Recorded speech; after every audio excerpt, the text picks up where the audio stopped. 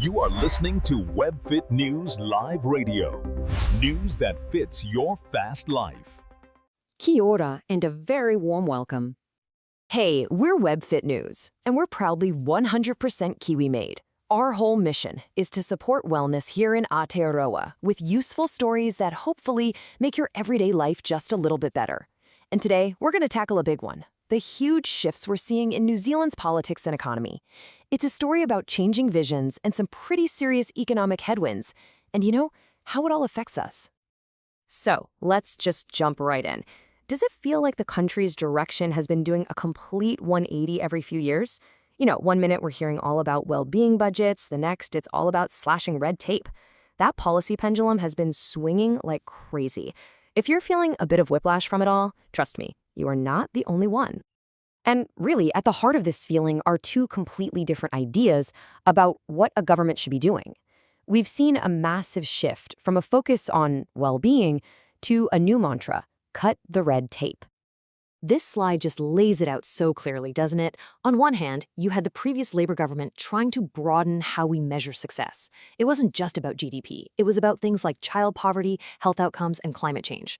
Now, the current national-led government has hit the reset button. Their focus is laser-sharp on fiscal discipline, tax cuts, and rolling back regulations to get business moving. These are two fundamentally different roadmaps for the country.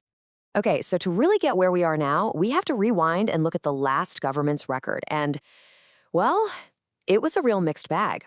A story of some big hits and some pretty major misses. So on the social progress side, there were some definite wins. Working age benefits got a much-needed boost, and the Child Poverty Reduction Act set actual binding targets, which even got a nod of approval from UNICEF. And in health, there was a real effort to tackle inequities, like prioritising Māori for new diabetes drugs, and, of course, passing that world-first smoke-free law. But, and this is a really big but, when it came to delivering on massive projects, the record was, let's be honest, pretty brutal. Huge, ambitious plans like Kiwi Build and Auckland Light Rail, they either stalled or just failed completely.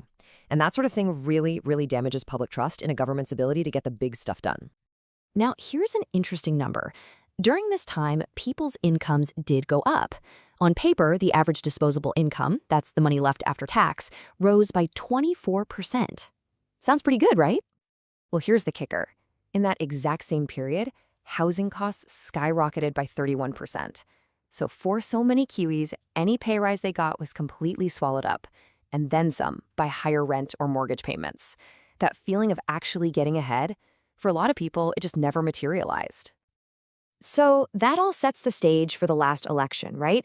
The new government came in with what they saw as a clear mandate to change direction, and boy, did they move fast to start unwinding the previous government's agenda.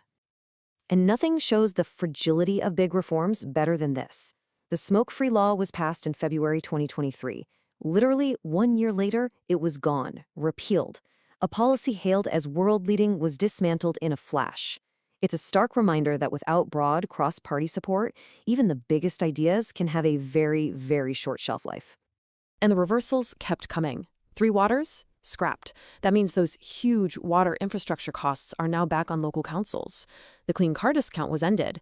Key climate plans were abandoned. And at the same time, things that favor landlords, like mortgage interest deductibility, were brought back into the picture. A very different direction. But this whole policy reset has crashed right into a pretty tough economic reality. The government story is all about growth, but the numbers, well, the numbers are telling a different story. You could say there are some serious red lights flashing on the dashboard. Just take a look at these figures. We're talking about the economy actually shrinking, with GDP falling. Unemployment is ticking up, and key sectors like manufacturing are going backwards. This is the tough environment that the government has to navigate right now.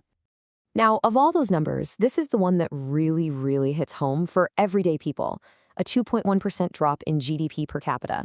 So what does that actually mean for you and me? It's actually pretty simple. It means our collective economic pie is getting smaller. So even though our population is growing, each person's slice of that pie is shrinking.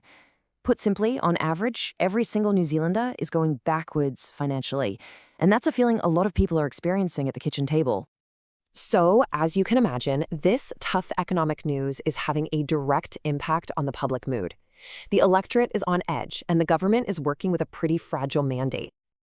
You can see it in the polls. Things are tight. I mean, really tight. The government has a majority, sure, but it's not a comfortable one. A swing of just a couple of percentage points at the next election could flip the whole result. We're in true toss-up territory here. But here is the data point that is making everyone sit up and take notice. For the first time in a very long time, voters are saying they think Labour is better at managing the economy. Now, that is a huge deal. National has lost its traditional trump card, right when the economy is the #1 issue for voters. That's a massive political shift. And if you want to see just how much every single vote matters in this climate, just look at the Banks Peninsula electorate in 2023. I mean, look how close those bars are. It was an absolute nail-biter. The final winning margin? Just 396 votes. Think about that for a second. If fewer than 200 people had voted the other way, the seat would have flipped. And in a parliament this tight, a result like that can decide who gets to govern the entire country. Every vote counts.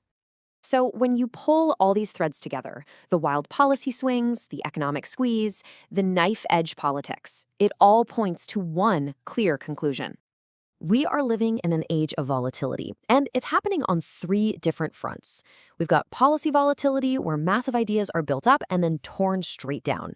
We've got economic volatility, with the country going from pandemic shock into recession. And we've got electoral volatility, where elections are decided by the slimmest of margins. And the thing is, all 3 of these are feeding off each other, creating this really unstable environment. And all of that leaves us with one final, and I think really important question to ponder. In an age where everything feels so volatile, our policies, our economy, our politics, what does a stable, prosperous future for New Zealand actually look like?